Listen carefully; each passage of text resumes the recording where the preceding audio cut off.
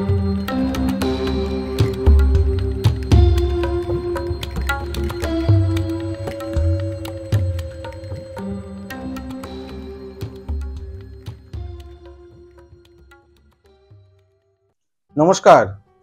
আমি অ্যাস্ট্রোলজার শ্রী অজয়। দর্শক বন্ধু, আশা করি আপনারা সবাই সুস্থ আছেন, ভালো আছেন ও পুজো খুব আনন্দে কাটিয়েছেন।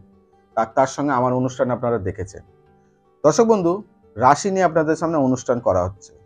বছর শেষ হতে চলছে, নভেম্বর মাস আপনাদের জীবন কেমন যাবে? সবার আগে বুঝতে হবে নভেম্বর মাসটা আমাদের মাসের 12 মাসের মধ্যে 11 নম্বর মাস। মানে আপনার সংখ্যায় কি বেরোচ্ছে? 1 + 1 = 2, মানে 2 সংখ্যায় বেরোচ্ছে নভেম্বর মাসে, মানে চন্দ্রের সংখ্যা। এবারে হচ্ছে আপনাদের রাশি অনুযায়ী বৃষ রাশির জাতক বা জাতিকা আপনাদের জীবনে এই নভেম্বর মাস কেমন যাবে আর্থিক দিক থেকে। বৃষ রাশির জাতক বা জাতিকা আপনাদের কিন্তু নভেম্বর মাসে প্রথম থেকে আপ টু 20 তারিখ পর্যন্ত আপনাদের আর্থিক দিক থেকে অতটা সমস্যা হওয়ার জায়গা দেখাচ্ছে না।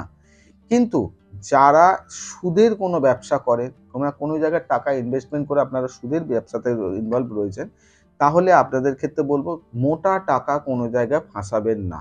এই সময় মোটামুটি ধরুন নভেম্বর মাসের 2 তারিখ থেকে আপ টু 15 তারিখ পর্যন্ত আপনার মোটা কোনো টাকা ফাঁসাবেন না।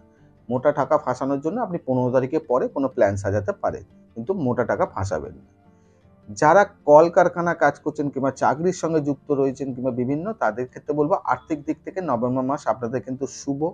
কিন্তু সবথেকে বড় জিনিস হচ্ছে, সবথেকে বড় সমস্যা যেটা আছে, যারা ওয়ালেট ব্যবহার করেন, যারা মানি ব্যাগ ব্যবহার করেন, নভেম্বর মাসের 7 তারিখ থেকে আপ টু 12 তারিখ পর্যন্ত, এই 5টা দিন, 7 তারিখ থেকে 12 তারিখ, যে কোনো মহিলা বলুন আর পুরুষ বলুন, আপনাদের ওয়ালেট কিন্তু একটুখানি সাবধানে রাখবেন। কারণ আপনাদের কোনোভাবে হারিয়ে যাওয়া, কোনো জিনিস হারিয়ে যাবার লক্ষণ দেখা দিচ্ছে বৃষ রাশির জাতক বা জাতিকার ক্ষেত্রে।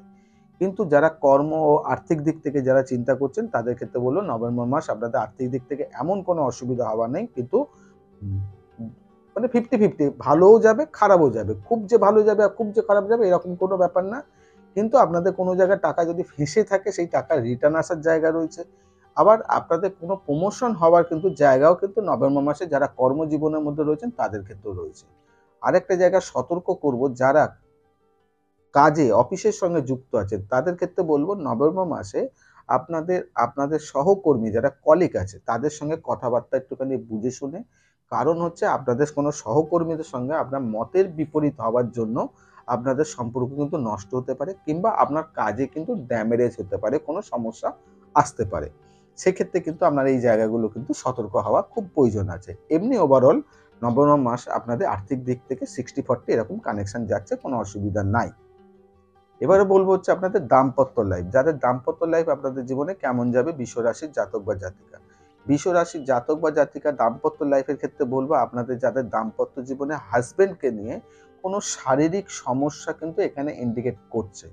শারীরিক সমস্যার কারণে আপনাদের কিন্তু মাসের 12 তারিখ থেকে আপ টু 20 তারিখ পর্যন্ত এই 8টা দিন আপনাদের পরিবারে কোনো ব্যক্তি, পুরুষ মানুষ, যেন ধরুন আপনার শ্বশুর মশা হতে পারে, আপনার ছেলে হতে পারে, কিংবা আপনার হাজবেন্ড হতে পারে, কোনো বাড়ির কোনো পুরুষ মানুষের অসুস্থ হওয়ার কারণে আপনাদের কিন্তু দাম্পত্য লাইফে কোনো সমস্যা ও মেডিকেলের টাকা ব্যয় ও মানসিক একটা টেনশন কিন্তু আপনাদের এখানে দেখাচ্ছে।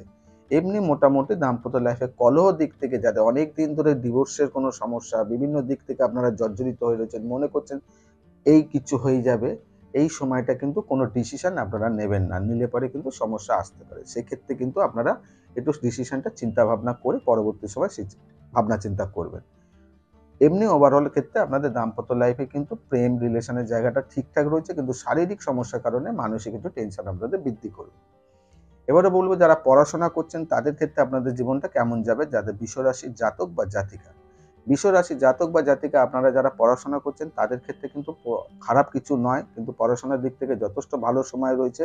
কিন্তু পুজোর ছুটি যেহেতু কাটিয়েছেন, সেক্ষেত্রে আপনাদের ক্ষেত্রে অনেক সময় কিন্তু গ্যাপ হয়ে যাওয়ার কারণে এই সমস্যাগুলো একটু আসবে। পারিবারিক দিক থেকে, যেটা কোচিং বলুন, স্কুল বলুন, বিভিন্ন জায়গা থেকে একটু সমস্যা আসা যাওয়া দেখা দেবে।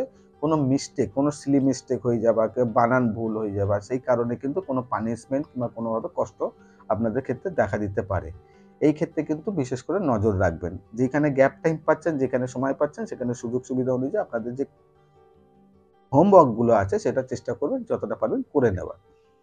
এবারে বলবো হচ্ছে আপনাদের যারা প্রেম ও ভালোবাসার মধ্যে যুক্ত রয়েছে তাদের কেমন যাবে।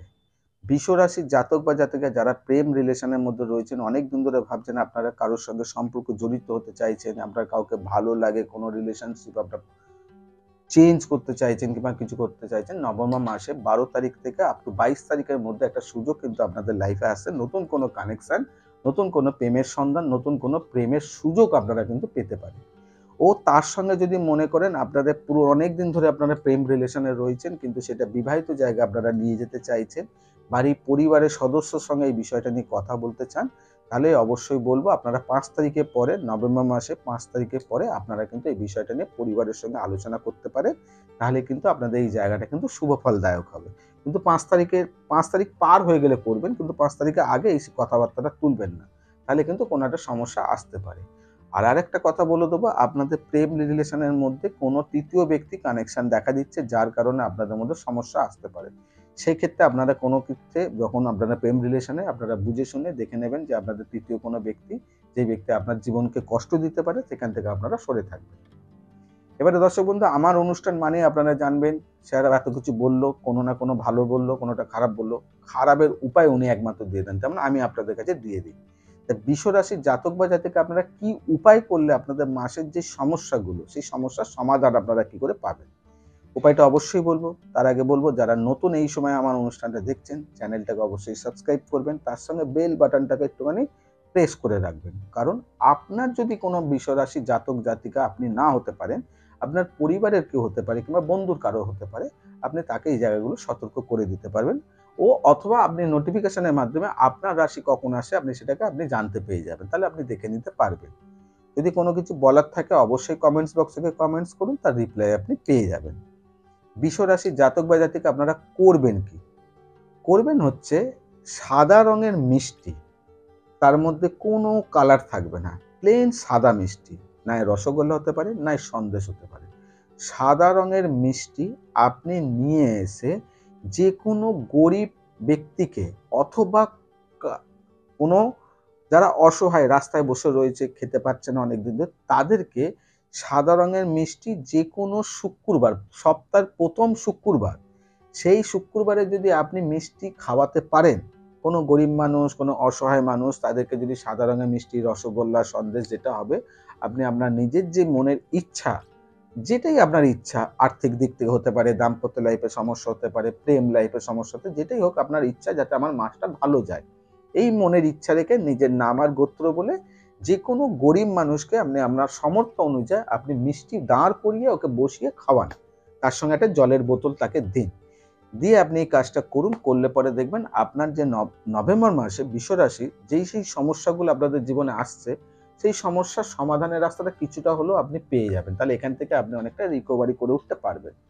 তাই আজকে আপনাদের কাছে বৃষ রাশি জাতক জাতিকা বৃষ রাশি নিয়ে আপনাদের সামনে অনুষ্ঠান করলাম। আবার ঠিক পরের রাশি নিয়ে আপনাদের নেক্সট অনুষ্ঠানে আসছি। এখানেই বিদায় জানাই। তাই সবাইকে বলবো সুস্থ থাকবেন, সাবধানে থাকবেন। যেটা বারে বারে বলি, পজিটিভ চিন্তা, কোনো নেগেটিভ নয়, ও নিজেকে খুব আনন্দে রাখবেন। নমস্কার।